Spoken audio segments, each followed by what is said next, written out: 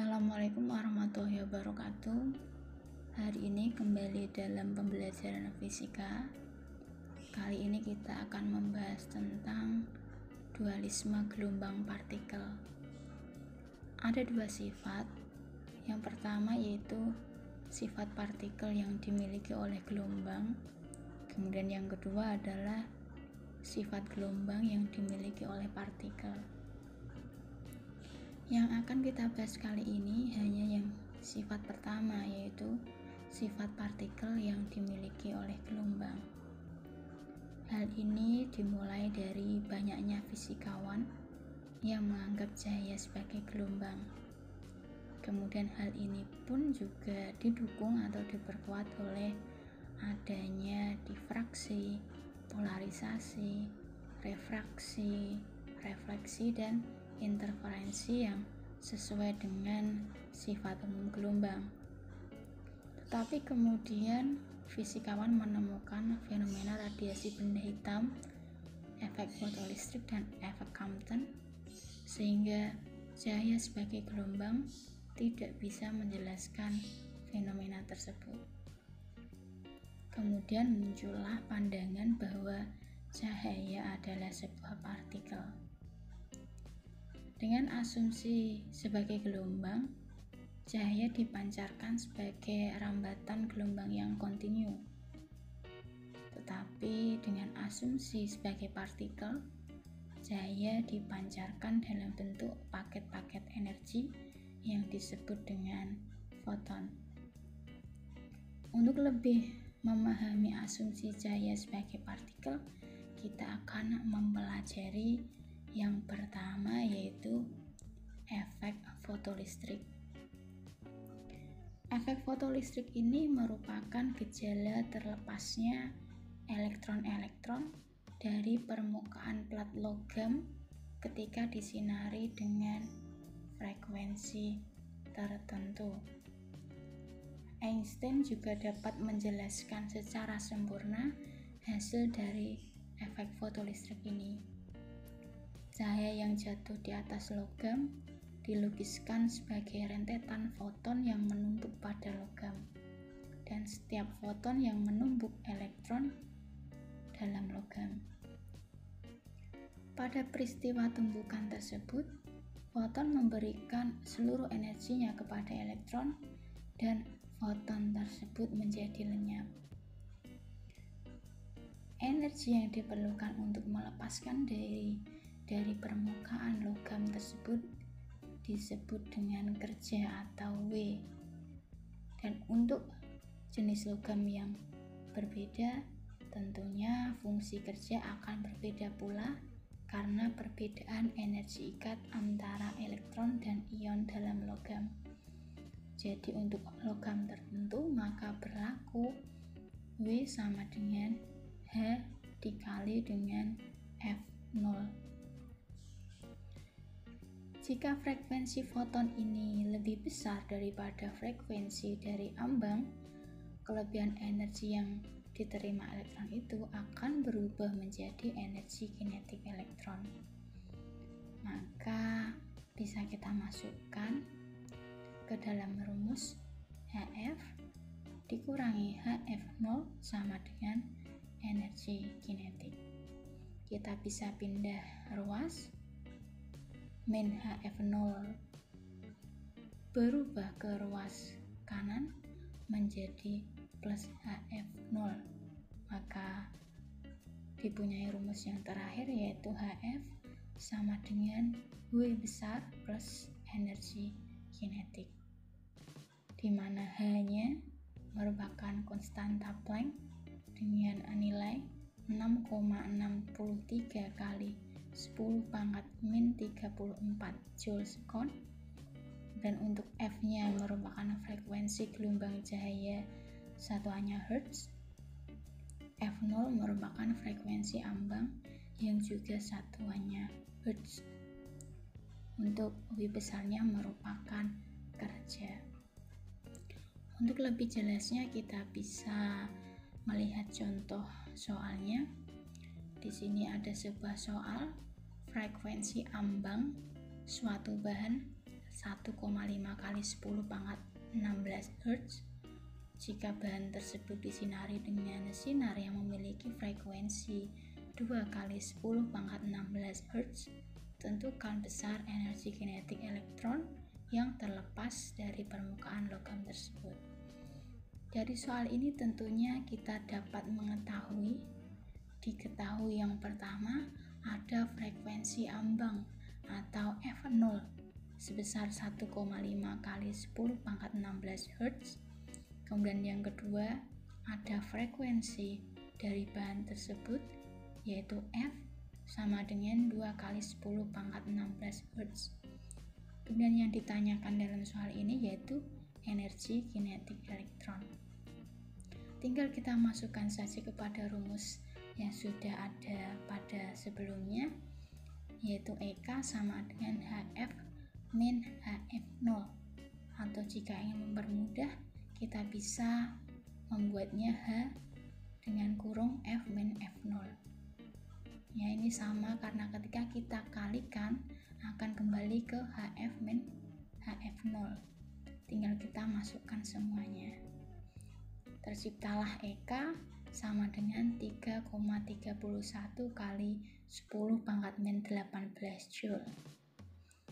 Nah, untuk lebih mudahnya kita ubah 1 Joule ini menjadi 1,6 kali 10 pangkat min 19 elektron volt. Jadi kita bisa ubah dengan satuan Joule, kita ubah menjadi satuan elektron volt. Tinggal kita bagikan. Dihasilkan bahwa energi kinetik elektron tersebut 20,6 elektron volt. Kemudian yang kita akan bahas selanjutnya yaitu tentang efek Compton. Penelitian hemburan sinar X yang dilakukan oleh Compton ini menghasilkan sebuah fenomena baru, yaitu pergeseran panjang gelombang atau perubahan frekuensi sebelum dan sesudah tumpukan. Untuk lebih jelasnya yang akan kita bahas pertama yaitu tentang momentum foton. Einstein dengan kesetaraan massa dan energi yaitu sebesar E sama dengan mc kuadrat yang kita kenal, sedangkan di sisi lain Planck juga mempunyai energi foton sebesar E sama dengan H kali F. Jadi untuk lebih memudahkan ini semua, maka kita bisa samakan antara kesetaraan massa dan energi milik Einstein dengan energi foton dari Planck. Jadi bisa kita masukkan mc kuadrat sama dengan Hf. Maka kita bisa mengubahnya menjadi Hf per C sama dengan mc. Dari sini pun kita tahu dulu ada yang dinamakan dengan momentum.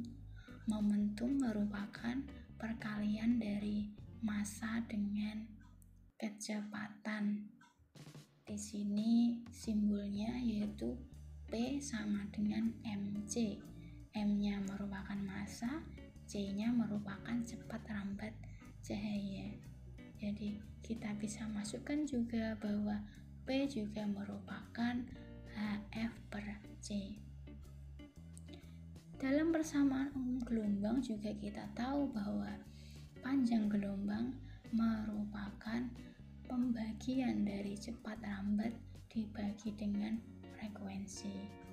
Hal ini bisa memudahkan kita dengan memasukkannya ke dalam rumus yang tadi, yaitu P sama dengan H per lambda, atau lambda sama dengan H per P.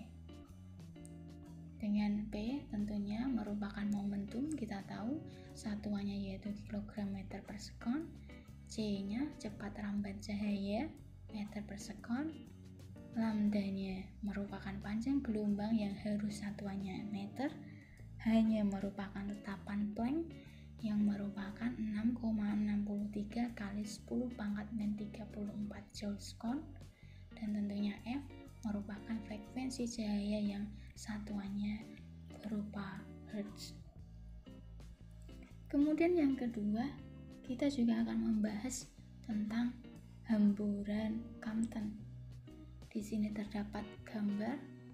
Yang pertama yaitu gambar sebelum adanya tumbukan, kemudian yang kedua adalah gambar setelah adanya tumbukan. Sebelum tumbukan ini, foton memiliki panjang gelombang lambda dan elektron berada dalam keadaan diam. Tetapi setelah tumbukan, foton terhambur dengan sudut theta dan mengalami penurunan energi menjadi E aksen.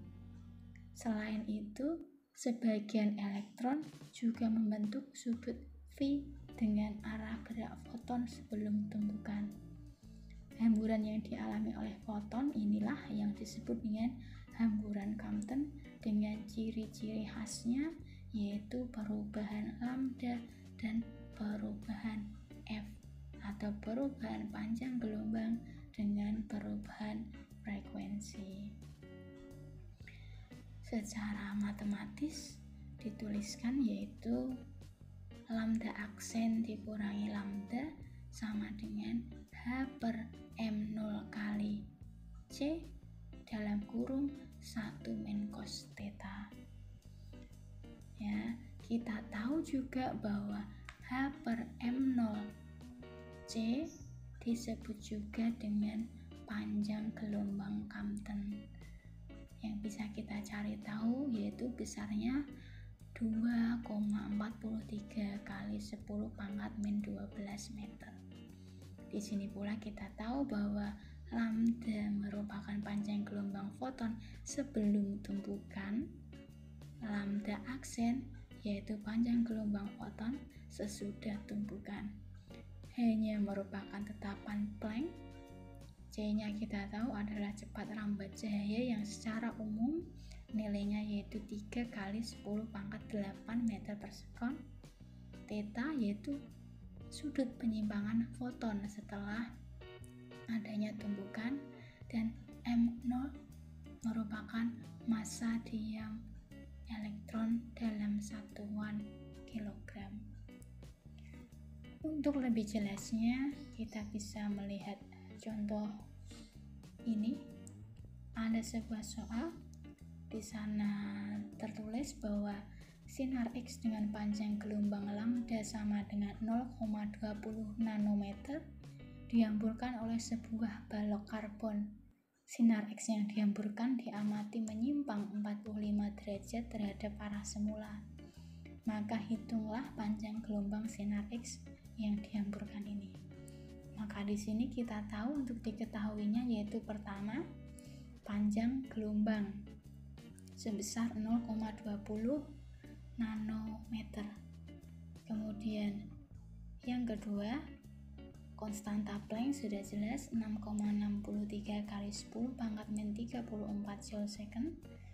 Kemudian adanya sudut simpang yaitu tetanya sebesar 45 derajat. Kita bisa memasukkannya kepada rumus lambda aksen dikurangi lambda sama dengan H per M0 C kurung 1 min cos theta. Kita bisa masukkan semuanya. Ya, kita bisa masukkan hanya massanya. Ya, di sini ada massa 9,1 kali 10 pangkat min 31 kilogram. Kita bisa masukkan. Dan didapatlah delta lambda atau perubahan panjang gelombang yaitu sebesar 7,11 kali 10 pangkat min 13 meter atau 0,000711 nanometer. Di mana yang ditanyakan di sini adalah panjang gelombang sinar X, berarti setelah dihamburkan atau panjang gelombang sesudah hamburan yaitu lambda aksen. Nah, bisa kita balik berarti lambda plus delta lambda, maka dihasilkan 0,2000711 nanometer atau 0,200711 kali 10 pangkat min 9 meter. Saya kira cukup mudah, semoga bermanfaat. Saya akhiri. Wassalamualaikum warahmatullahi wabarakatuh.